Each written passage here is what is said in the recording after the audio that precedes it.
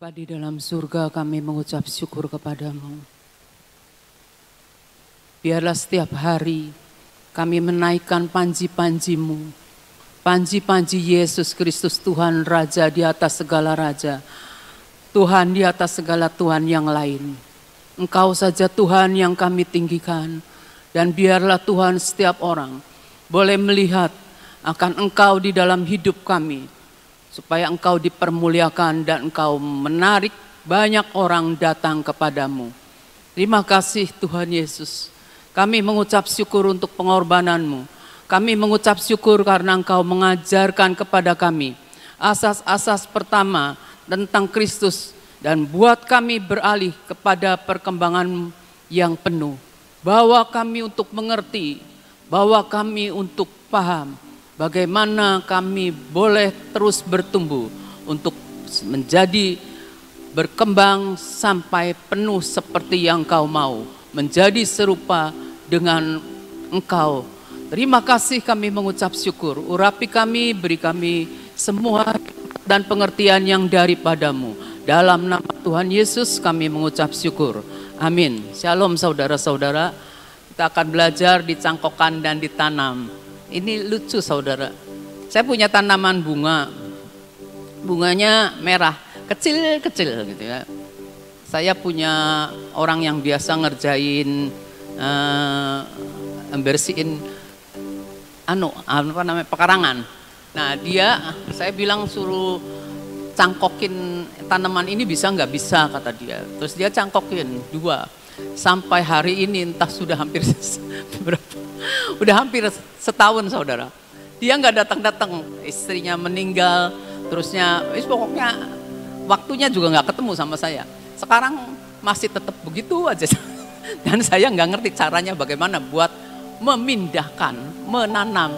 Kata suami saya, ya dipindahkan, ditanam. Nah saya jadi ingat tentang dicangkokkan dan ditanam. Tapi saya nggak bicara soal bangsa-bangsa, tapi saya akan bicara bagaimana kita mempunyai kebenaran yang dicangkokkan. Kita lihat Roma 4 ayat 1 sampai 8.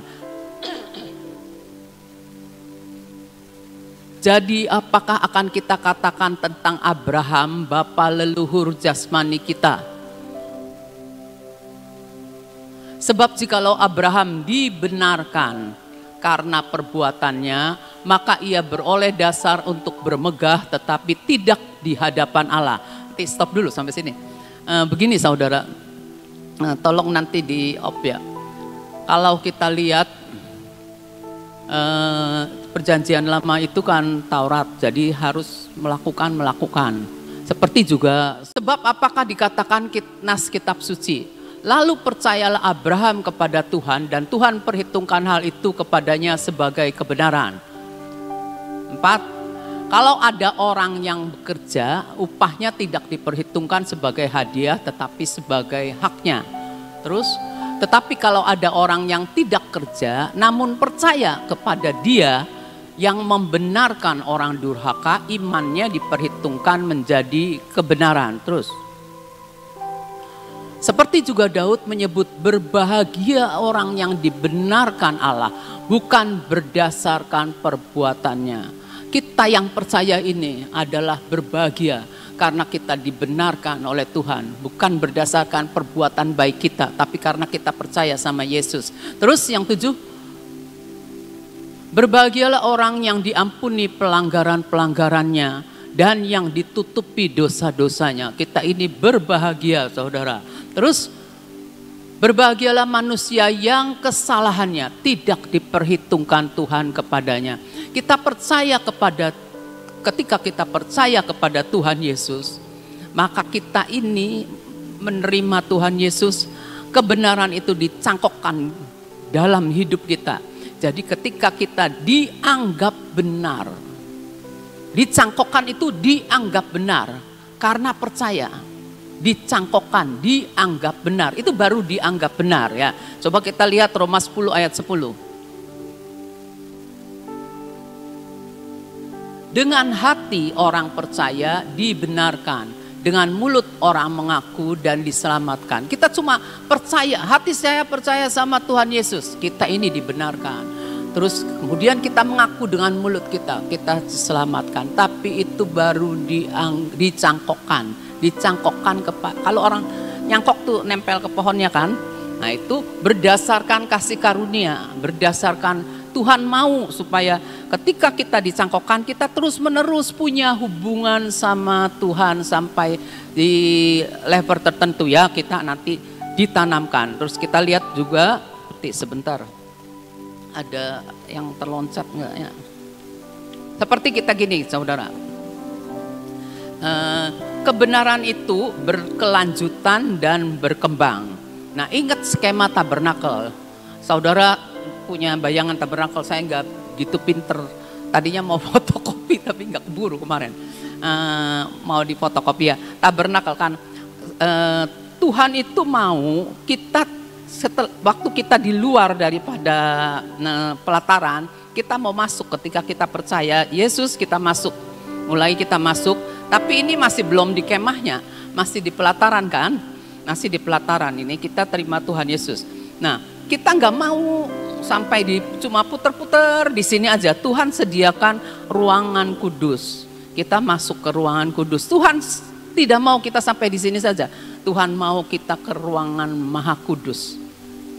Di mana kita cuma berdua sama Dia. Di ruang Maha Kudus itu Tuhan mau kita ini benar-benar terus menerus hidup kita dibersihkan, dikuduskan sampai Tuhan berkenan untuk kita menjadi seperti tujuan Tuhan semula dalam penciptaan, yaitu menjadikan kita ini segambar dan serupa dengan Allah. Waktu Tuhan menciptakannya, kita itu harus tidak stop sampai sekedar kita percaya, ditulis di KTP kita orang Kristen gitu ya. Terus karena kita mau nikah, kita lalu ikut pranikah, ini harus dibaptis. Terus kalau kita mau jadi anggota gereja tertentu, kita sekedar ikut dibaptis, kemudian udah dibaptis, sudah kayak gitu. Padahal Tuhan kepengen benar-benar kita punya pertobatan yang sejati. Dan Tuhan mau kita sampai ke ruangan Maha Kudus. Jadi jangan stop cuma sekedar begini. Kita nggak boleh mapan, kita terus bertumbuh. Sampai perkembangan untuk ajaran Kristus itu penuh. Penuh ya. Nah, terus kalau kita lihat lagi nih ya. Kita kalau dianggap benar, baru dianggap benar nih. Ada hal-hal yang merupakan kelemahan kita. Ada hal-hal yang merupakan bagian dari kehidupan kita yang belum benar. Makanya kalau orang lahir baru tidak simsalabim dia itu kudus gimana-gimana gitu ya. Kita tahu kita punya kelemahan, kita punya kekurangan. Nah, saya kan ya cerita sama Ibu Nani, begini cerita. Ibu Nani bertanya, terus saya bercerita. Terus Ibu Nani ngasih nasihat sama saya. Kamu itu tidak boleh jadi tercetak dengan pengalaman saya sekian puluh tahun. Enggak boleh. Kamu harus lepas. Kamu harus buang. Jadi pikiran saya sudah tercetak, waduh saya salah lagi, saya salah gitu tuh, enggak boleh saudara, enggak boleh. Kita harus punya pikirannya yang manis, yang sedap didengar, yang berupa kebajikan, yang patut dipuji, itu yang harus ada dalam pikiran. Dan saya harus benar-benar berubah. Ya, saya share di sini karena kita akan menghadapi Rosh Hosana. Jadi saudara-saudara yang mungkin punya pikiran seperti saya sudah tercetak karena berapa puluh tahun yang lalu gitu ya, dengan lingkungan, maka kita sudah tercetak, itu kita harus buang, tidak sesuai dengan firman. Jadi jangan saya salah, serba ya, sih enggak cuma saya tuh salah lagi, saya yang disalahkan lagi, jangan seperti itu saudara ya. Nah itu ada bagian-bagian dalam kehidupan kita yang belum benar. Nah Tuhan mau mengkorek semuanya ya.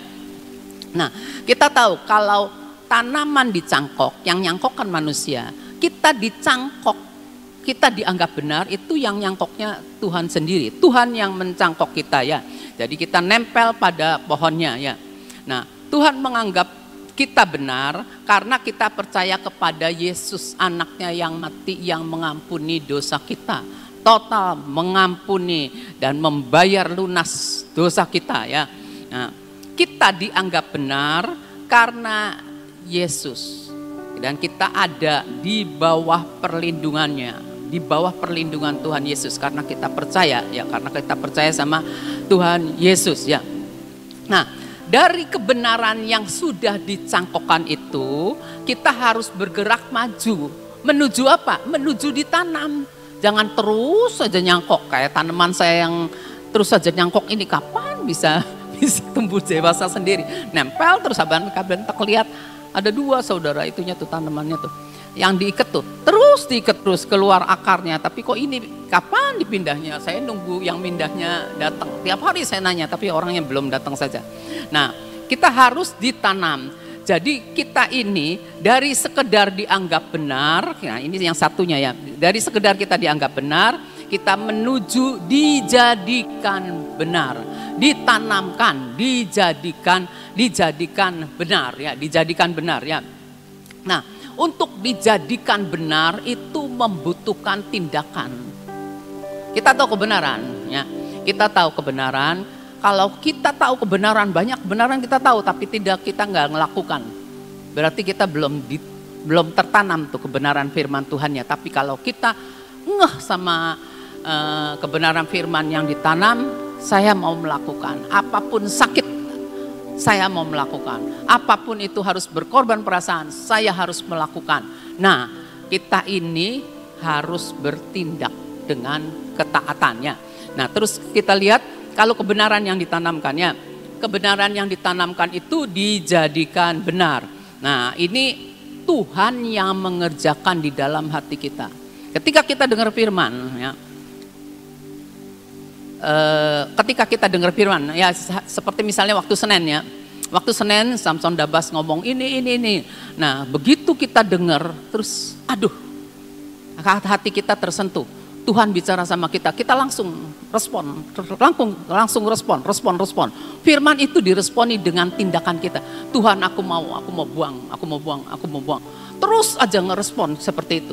Benar-benar kita mau dibersihkan sebab firman Tuhan itu membersihkan kita. Firman Tuhan itu membongkar motivasi yang ada di dalam hati kita.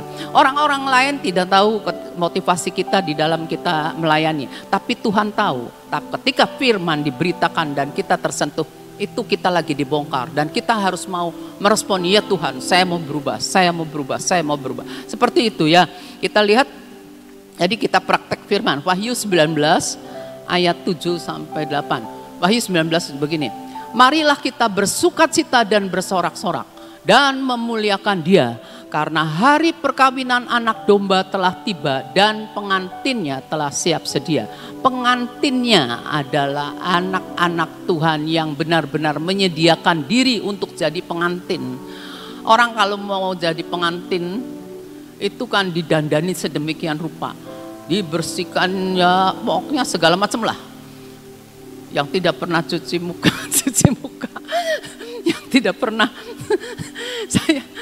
saya bersyukur punya sahabat saudara, saya itu orangnya asal dari, sahabat saya itu ngerti, dia datang ke rumah saya waktu widodaren, bawa perlengkapan buat saya nggak malu cerita di sini, nggak apa-apa ya, kamu ngomong Jawa dia sih, kamu kan mau nikah, sini saya kitekin katanya, Tuhan dalam hati saya tuh, terima kasih Tuhan. Kata saya itu saya nggak miara kuku, mau apa dikitekin, jangan kata dia, tetap dikitekin, puji Tuhan, dia ngitekin, kasih warna gitu ya. Dalam hati saya pengen ketawa. Setelah saya nikah, tetap aja kebiasaan saya nggak bisa bebersih, makanya Harry bilang katanya Cici tuh nggak rapi katanya, puji Tuhan. Tapi ketika ketemu sama sahabat saya yang lain, dia bilang gini, Agustin katanya, iya, kuku kaki katanya, dikitekin, jadi kelihatannya bagus ya Tuhanku, haleluya dalam hati, ya kata saya, boro-boro sempat saudara, saya itu gak sempat. Nah itu salah satunya, pengantin itu benar-benar harus siap sedia. Tapi kita buat pengantinnya Yesus itu yang sedia, kita adalah manusia roh, jadi roh kita nih harus benar-benar siap untuk bagaimana menjadi pengantin yang tidak bercacat celah. Tuhan akan terus berperkara dalam hidup kita ya. Terus Wahyu ayat 8, dan kepadanya, pada pengantinnya itu, dikaruniakan supaya memakai kain linen halus yang berkilau-kilauan. Jadi Tuhan bilang sama pengantinnya, nih kamu harus pakai kain linen yang halus, yang berkilau-kilauan dan putih bersih. Linen halus itu adalah perbuatan yang benar dari orang-orang kudus. Jadi kalau kita mau jadi pengantinnya Tuhan itu, kita nih benar-benar mau untuk meresponi setiap firman yang membersihkan kita. Karena firman yang membersihkan kita, kita lakukan dengan ketaatan, itu kita sudah melakukan perbuatan yang benar, yang sesuai dengan kebenaran firman. Jadi terus menerus kita ini terima firman, bercermin dengan firman, kita lakukan. Walaupun mungkin ketika melakukannya tidak sesuai dengan hati kita yang bebal, yang degil gitu ya, dengan tertekan gitu, tapi lakukan terus. Tuhan mau supaya kita ini jadi pengantin benar-benar yang dengan memakai linen halus, dengan memakai linen halus itu ya. Nah terus kita lihat di dalam Matius 5 ayat 6. Berbahagialah orang yang lapar dan haus akan kebenaran, karena mereka akan dipuaskan. Ketika kita lahir baru, ketika kita dibaptis, ketika kita sudah dipenuhi Roh Kudus, jangan stop sampai situ. Terus kita harus punya lapar dan haus akan kebenaran. Karena kalau kita lapar dan haus akan kebenaran, kita akan dipuaskan. Seperti di Mazmur 24 ayat 5. Mazmur 24. Dialah Tuhannya yang dialah, maksudnya orang-orang yang lapar dan haus akan kebenaran itu akan menerima berkat dari Tuhan. Orang yang haus dan lapar akan kebenaran, dia punya iman untuk terima berkat dari Tuhan. Berkat yang ilahi tidak bisa kita terima asal dengan kita cuap-cuap ngomong janji. Enggak, harus dengan iman. Kita harus punya iman. Ya, jadi kita harus terus-menerus lapar dan haus akan kebenaran. Dialah yang akan terima berkat dari Tuhan dan keadilan dari Allah yang menyelamatkan dia. Kita harus punya iman ya, harus punya iman, maka kita terima berkat ya.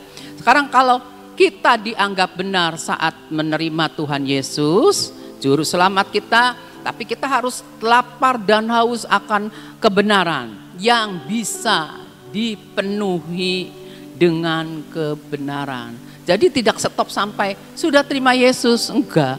Kita harus terus menerus dipenuhi kebenaran, dipenuhi dengan kebenaran. Haus lapar dipenuhi lagi, haus lapar dipenuhi lagi. Jadi ada kebenaran, ada perbuatan kebenaran, linen halusnya. Perbuatan kebenaran yang kita harus alami, kita harus praktekkan, dipraktekannya. Nah sekarang kalau kebenaran yang dicangkokkan, seperti tadi dikatakan, kebenaran yang dicangkokkan itu tidak memerlukan usaha kita. Kita enggak usah berusaha, sebab Tuhan yang nyangkokin kita ya. Itu cuma karena kasih karunia. Maka kita setelah terima Tuhan Yesus, izinkan Tuhan, izinkan Allah itu kerja dalam hati kita. Menjadikan kita ini sungguh-sungguh benar. Tuhan, saya ini baru sampai terima Yesus, baru lahir baru. Tapi kita mau mengizinkan Tuhan bersihkan hati ini. Hati kita nih penuh rongsokan sampah yang lama, berbau. Nah itu yang tahu cuma firman. Firman itu api, jadi akan membakar semua rongsokan-rongsokan, sisa-sisa di dalam diri kita. Sampai kita nih punya hati benar-benar bersih. Tidak ada satupun lubang yang ditempati oleh si jahat gitu ya. Berusaha, saudara, berusaha ya. Nah, maka Allah itu akan membersihkan kita dari pekerjaan-pekerjaan dan perbuatan-perbuatan yang tidak benar. Sebab sewaktu-waktu kita akui, Pak, ketika kita gimana gitu ya, terus ada hal-hal yang tidak sesuai dengan kita, maka kita ini merasa diri kita benar. Tapi Tuhan kasih tahu itu tidak benar gitu ya. Nah, kita harus benar mau untuk berubah ya. Mau untuk benar-benar menanggalkan yang tidak Tuhan suka. Ibrani 6 ayat 1. Nah, di sini yang A ya, kita Ibrani 6 ayat 1. Sebab itu marilah kita tanggalkan asas-asas pertama dari ajaran tentang Kristus. Jadi kita udah terima nih ajaran asas-asas pertama dari ajaran tentang Yesus siapa gitu ya. Dan beralih, jadi ada proses lagi. Jangan stop sampai di sini. Kalau kita lihat orang-orang, anak muda biasanya ya, pelayanan, sekedar sudah pelayanan, sudah sampai situ. Entah mereka bagaimana saya nggak tahu, udah pokoknya ya kita nggak bisa menghakimi. Cuma kelihatannya cuma sampai situ, stop, mapan, udah cukup puas sampai sini gitu ya.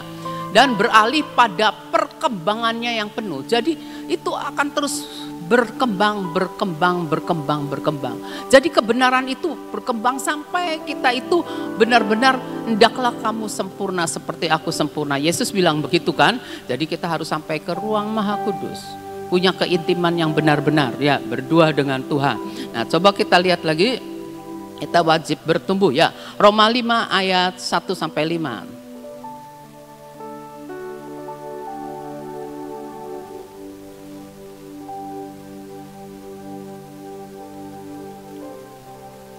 Sebab itu kita yang dibenarkan karena iman, itu cangkok ya. Kita hidup dalam damai sejahtera dengan Allah oleh karena Tuhan kita Yesus Kristus. 2. Oleh Yesus kita juga beroleh jalan masuk oleh iman kepada kasih karunia ini. Di dalam kasih karunia ini kita berdiri dan kita bermegah dalam pengharapan akan terima kemuliaan Allah. Dan bukan hanya itu saja, kita malah bermegah juga dalam kesengsaraan kita. Jadi ketika kita dalam memasuki ujian lah. Musim-musim kan tiap orang beda-beda ya. Memasuki musim-musim yang enggak enak, ada tekanan, ada apa, di sini sebut kesengsaraan, tekanan ya. Dalam kesengsaraan kita, karena kita tahu bahwa kesengsaraan itu menimbulkan ketekunan terus, dan ketekunan menimbulkan tahan uji, dan tahan uji menimbulkan pengharapan, dan pengharapan tidak mengecewakan. Ingat Ayub ya, Ayub itu bertekun. Nah, karena kasih karunia Allah telah dicurahkan di dalam hati kita oleh Roh Kudus yang telah dikaruniakan kepada kita. Contohnya Ayub. Ayub itu sudah, menurut Tuhan itu Ayub itu saleh dan benar. Tapi Tuhan izinkan untuk menguji si Ayub. Nah, Ayub diuji setelah si jahat itu ngomong ini dan itu. Boleh kata Tuhan. Dan Ayub tetap di dalam proses itu, dia tetap punya hubungan dengan Tuhan, ngomong-ngomong sama Tuhan dalam masalah ini, saya ngadepin ini bagaimana, mungkin bagaimana Tuhan, ini semua saya udah istilahnya entok ayam, entok bebek gitu, istilahnya seperti itu ya. Nah, ingatnya bebek aja saya saudara.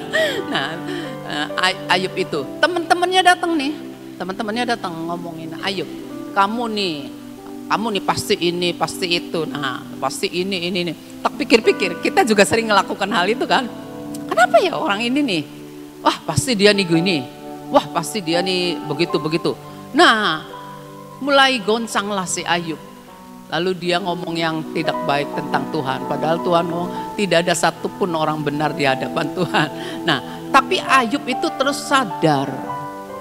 Iya, tidak ada satupun orang yang bisa ngomong di hadapan Tuhan ini tahir gitu, gak ada gitu ya. Jadi si Ayub itu bertekun dalam kesengsaraannya, dan kesengsaraan dalam penderitaannya itu dia bertekun dan dia tahan uji dan dia berharap, dan pengharapannya itu tidak mengecewakan. Kenapa? Karena Tuhan pulihkan Ayub bahkan lebih lagi. Nah seperti itu Kita kalau sudah dicangkokkan, kita harus mau sampai ditanam, dijadikan benar. Nih Tuhan, nih aku. Seperti Abraham juga diuji, menyerahkan anaknya.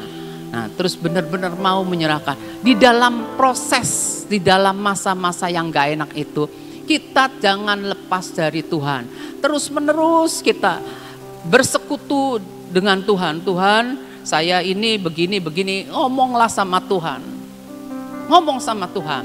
Terus nanti saudara diam dan Tuhan akan tunjukkan, Tuhan akan kasih tahu kepada saudara seperti apa. Karena kita ini punya kelemahan, ya enggak? Punya kelemahan. Nah, kenapa Ayub diuji? Itu supaya dia lebih benar dan kudus, ya. Kehidupan kekristenan kita ini mendorong kita untuk memiliki hubungan, kan dalam proses. Jadi setiap kehidupan kita ini dalam proses-proses Tuhan mendorong kita untuk memiliki hubungan dengan Tuhan. Ya, ingat, memiliki hubungan dengan Tuhan. Jangan kita punya problem, lalu kita punya masalah, lalu kita mulai mundur satu langkah, mundur dua langkah, akhirnya hilang lenyap. Terbuai dengan sosialita barangkali. Karena itu sementara, karena itu kesenangan walaupun sementara, ya. Tapi kita tahu ini Tuhan, kelemahan saya, serahkan ke Tuhan. Saya butuh anugerah-Mu, beri saya kekuatan. Sayap-sayap saya perlu dibersihkan. Seperti itu, Roma 6 ayat 19. Ya, ini butuh waktu untuk pertumbuhan. Ya, ini ayat terakhir, Roma 6 ayat 19. Aku mengatakan ini secara manusia karena kelemahan kamu. Paulus ngomong gitu. Sebab sama seperti kamu telah menyerahkan anggota-anggota tubuhmu menjadi hamba kecemaran dan kedurhakaan yang lama. Kita yang lama nih. Yang membawa kamu kepada kedurhakaan. Demikian hal kamu sekarang harus menyerahkan anggota-anggota tubuhmu menjadi hamba-hamba kebenaran yang membawa kamu kepada pengudusan. Jadi Tuhan mau kita yang sudah dicangkokkan, sudah dijadikan benar, jadi hamba kebenaran. Tuhan terus bawa kita sampai kepada pengudusan, menjadi segambar dan serupa dengan Dia. Itu saja yang saya sharekan. Yuk.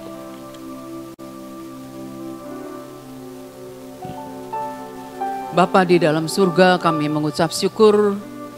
Biarlah Engkau terus berbicara kepada kami supaya kami boleh mengerti bahwa Engkau menghendaki kami untuk tidak stagnan Tuhan, tapi kami mau terus dibawa, dipus Tuhan sampai kami benar-benar dapat mencapai destiny yang Kau tetapkan bagi kami. Dan biar Engkau Tuhan terus menerus Tuhan membawa kami dalam panggilan kami untuk kami sampai dapat menyelesaikan segala sesuatu seperti yang Engkau mau. Permuliakanlah nama-Mu Bapa. Terima kasih Bapa, kami mengucap syukur. Saat ini Tuhan kami berdoa, biarlah Tuhan Engkau yang akan terus memberikan kepada kami kasih dan setia-Mu, anugerah-Mu, dan jagai hidup kami dari segala kegoncangan-kegoncangan yang kami hadapi, untuk kami tetap mengarahkan mata kami hanya kepada-Mu. Bapa, saat ini juga kami berdoa untuk hamba-Mu Ibu Nani Tuhan yang ada di Makassar dalam pelayanan. Tuhan, Engkau yang akan menaruhkan perkataan-perkataan firman-Mu Tuhan, untuk perkataan firman-Mu membasuh dan membersihkan dari semua pencemaran-pencemaran dari orang-orang yang mendengarkan firman-Mu.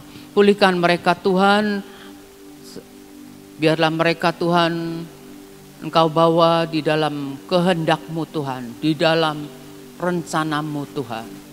Buka setiap telinga rohani mereka Tuhan, buka jamah, lawat mereka semua Tuhan.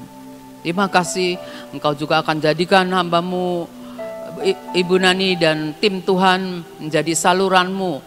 Biarlah firman-Mu juga Tuhan yang akan membakar semua sampah-sampah yang ada di dalam hati setiap orang Tuhan, sehingga mereka dilayakkan untuk menerima janji-janji firman-Mu. Biarlah mereka juga boleh dikenyangkan dan dipuaskan oleh kuasa firman-Mu yang mendatangkan kehidupan, yang mendatangkan kemenangan, yang mendatangkan kesembuhan, yang mendatangkan keselamatan. Terima kasih Bapak, kami juga berdoa Tuhan, untuk sebentar Tuhan hamba-hamba-Mu berkumpul dan berdoa bersama tim. Bapak, kami berdoa, hikmat pewahyuan yang daripada-Mu Engkau berikan Tuhan. Engkau yang akan memagari dengan pagar tembok berapi-Mu. Tidak ada kekuatan daripada kuasa-kuasa yang lain berani memasuki dan ikut campur tangan. Kami berdoa Tuhan, api kekudusan-Mu melayakkan setiap mereka Tuhan. Melayakkan setiap mereka, hamba-hamba-Mu yang berdoa ini Tuhan. Layakan Tuhan, layakan. Biarlah tongkat perkenanan-Mu turun Tuhan. Nyatakan isi hati-Mu. Nyatakan pesan-pesan-Mu Tuhan. Terima kasih Bapak, kami mengucap syukur. Terima kasih Bapak, kami juga berdoa untuk pemerintahan bangsa kami. Tuhan, kami menyerahkan bangsa kami ke dalam tangan-Mu Tuhan. Kami menyerahkan Presiden kami Jokowi. Biarlah Engkau campur tangan, biarlah Engkau yang akan menolong untuk memberikan pengganti presiden pada tahun depan Tuhan. Engkau sanggup untuk melakukannya, biar semua ada dalam rencana dan kehendak-Mu. Bangsa kami Tuhan, kerajaan-Mu Tuhan, ditegakkan di bangsa ini Tuhan. Kebenaran-Mu dinyatakan, kedaulatan-Mu dinyatakan Tuhan. Kami berdoa agar setiap oknum-oknum yang ingin mengacau, Tuhan kami berdoa, Engkau kirimkan malaikat-malaikat-Mu Tuhan untuk menggagalkan setiap perbuatan-perbuatan yang tidak baik. Engkau Jehovah Sama, Engkau sanggup untuk membongkar semua pondok-pondok persembunyian. Engkau sanggup untuk memporak-porandakan segala strategi dan taktik-taktik yang tersembunyi. Tidak ada satupun yang boleh terjadi tanpa seizin-Mu Tuhan. Terima kasih Tuhan. Penuhkan bangsa kami dengan takut dan gentar akan Engkau Tuhan. Takut dan gentar akan Engkau. Takut dan gentar akan Engkau Tuhan. Terima kasih, kami mengucap syukur. Terima kasih Tuhan. Kami berkati kota kami, kota Sion diberkati. Kami berkati bangsa kami Tuhan. Biarlah dipenuhi dengan kemuliaan-Mu Tuhan. Dipenuhi Tuhan dengan kemuliaan-Mu.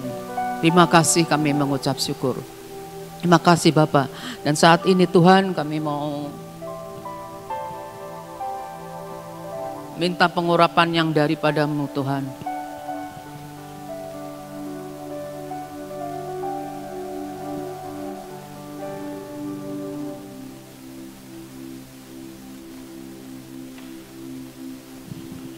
Bapa, kami mengangkat akan minyak urapan ini Tuhan. Terima kasih Tuhan untuk minyak yang Engkau berikan Tuhan. Engkau urapi kami Tuhan. Kami menyerahkan pikiran dan akal budi kami. Kami mau terus-menerus diperbarui Tuhan oleh firman-Mu Tuhan. Mata ini Tuhan, Engkau buat Tuhan mata kami dilalukan dalam melihat hal-hal yang ampa. Mulut lidah bibir ini Tuhan, kami mau serahkan kepadamu. Engkau taruhkan perkataan-perkataan-Mu Tuhan. Telinga ini Tuhan, jadikan kami untuk lebih mendengar suara Roh-Mu daripada suara-suara yang tidak membangun iman kami.